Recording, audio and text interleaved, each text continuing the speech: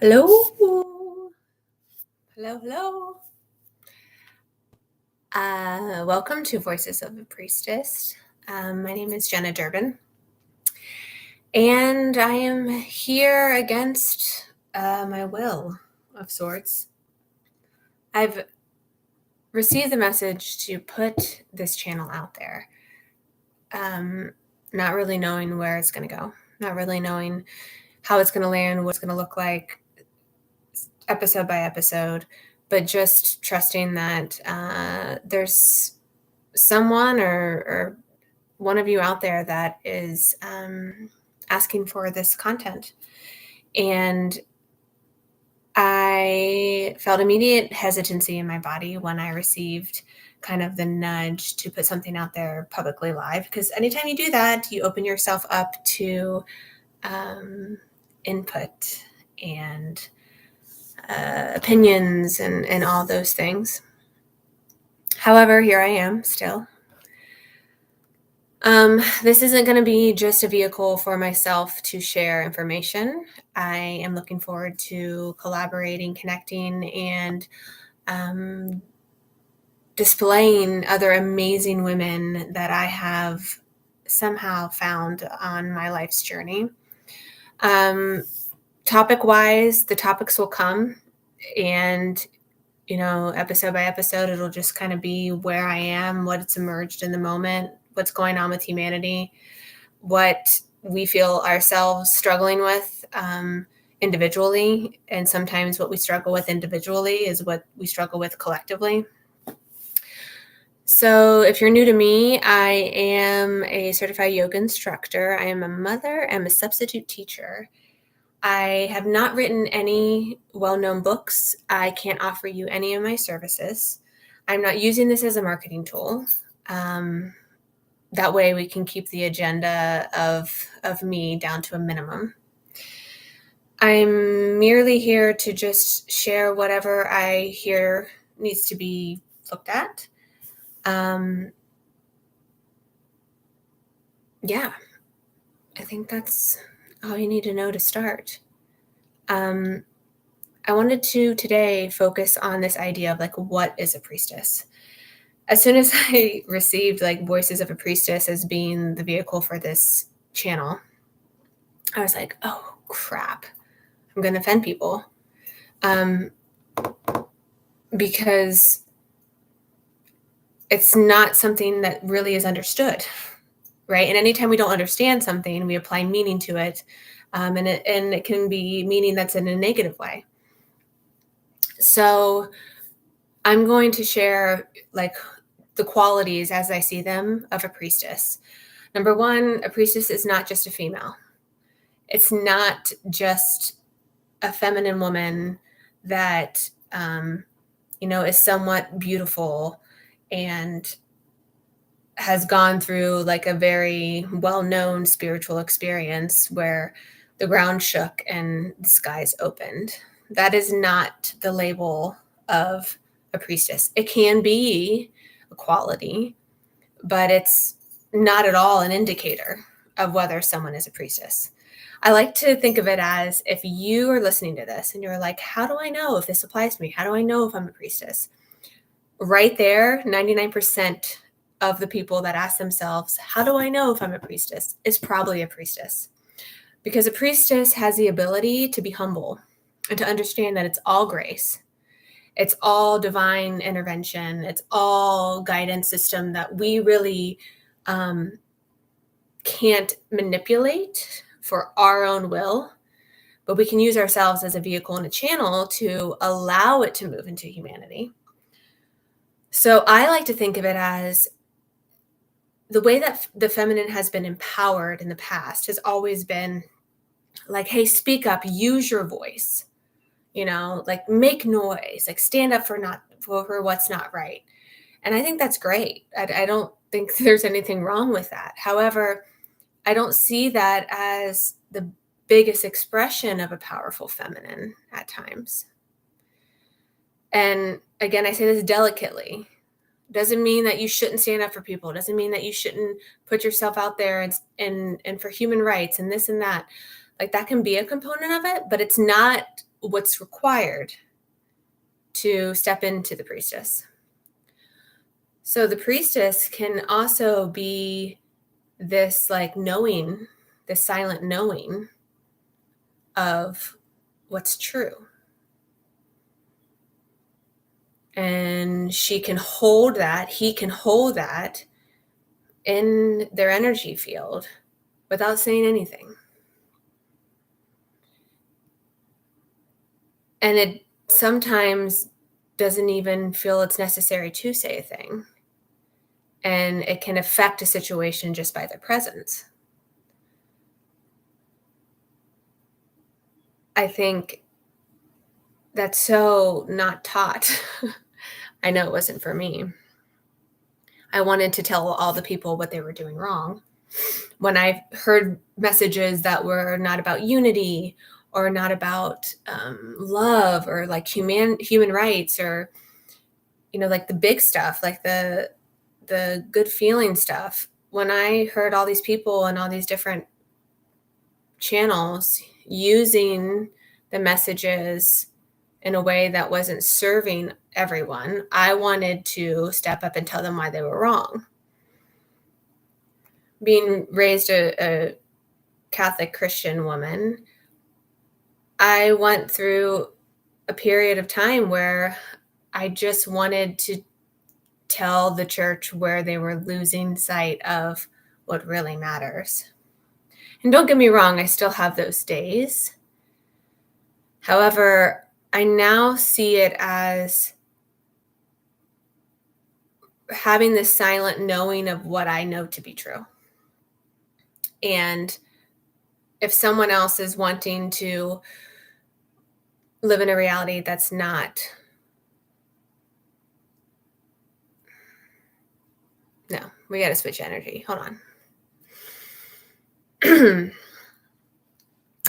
I was getting out of center there and saying things that I didn't like come out of my mouth. So I'm going to shift gears into what just happened, which was I felt my body contracting. And I think a priestess is someone that uses the information from their body as a way to guide them in life. Some of us have heard it as our intuition in the past, like honing in onto your intuition. But I like to think that the priestess has a communication system set up with their physical body that helps them maneuver through life and make decisions and know where they're meant to go and where they're not meant to go based off of physical sensation in the body. This can be difficult if you're just like tapping into this. For me, because the only language that I knew when it came to working with sensation in my body was fear. Because any sensation maybe would mean something's wrong. And I still have this subconscious moment a lot of the times where I'll feel something and I'm like, what is that? Like danger, danger, danger. And what I now soften into knowing is that could be my body just telling me that there's danger on the road that I'm on in the current moment in real time. I started to recognize the days that like I had a certain event that I needed to be at. And all of a sudden a headache would come, or I just physically couldn't get up out of the chair to get dressed. And not listening to those nudges, all well and good, we learn. But seeing then in hindsight how like they were indicators that where I was going, whether it was an event with a specific group of people or whether it was something that I felt obligated to be at, right? It was like my body telling me like, this is not meant for you.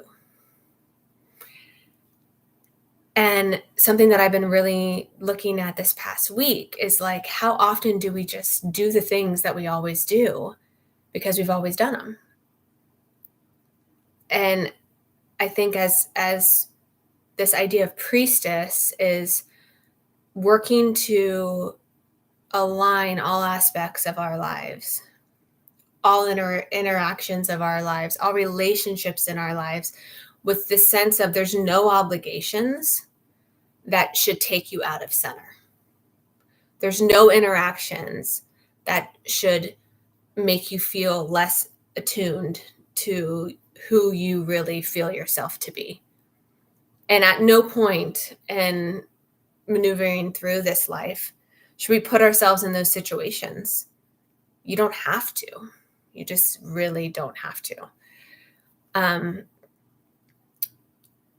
So this, this idea of priestess is really this human quality.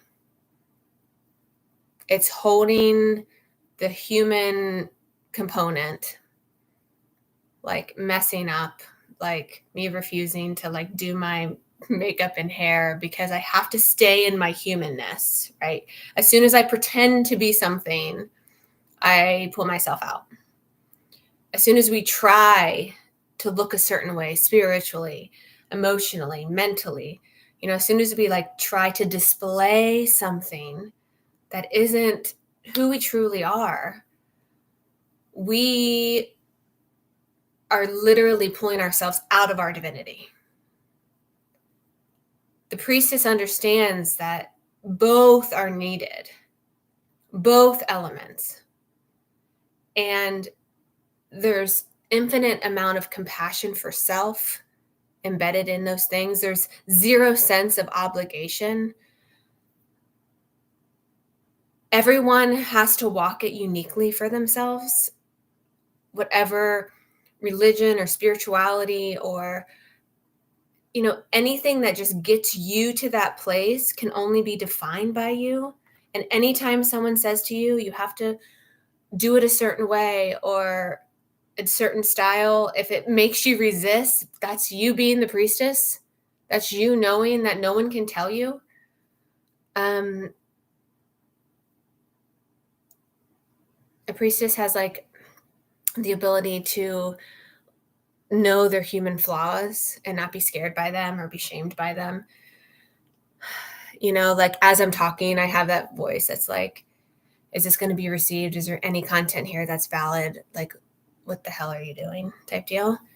And I think that's my priestess coming through. It's just this built-in humility, grace, and unconditional love that you have within yourself. And it's been such a journey for me to get there for myself, like it's taken a lot of not necessarily worrying about how the exterior world is viewing it and just honing in on what's important to me. I love the fact that I have no agenda with this channel. I love the fact that I put myself in a position where not a whole lot of people even know what I do, because I know I'm not meant for everybody. And the priestess knows that it is not about the quantity that's in the room. It is not about the amount of people knocking on your door. It is not about any of those things. It is purely about connection. And I much rather have the vibrant group that I have and that I can't wait to show you and share with you, all these amazing women. And if men want to come on, great, then men will come on. I don't know, but it's basically just the people living the everyday life very simply, but finding this beautiful divinity, this beautiful, God, cosmic, universal energy, this heaven frequency that's here, that's always here.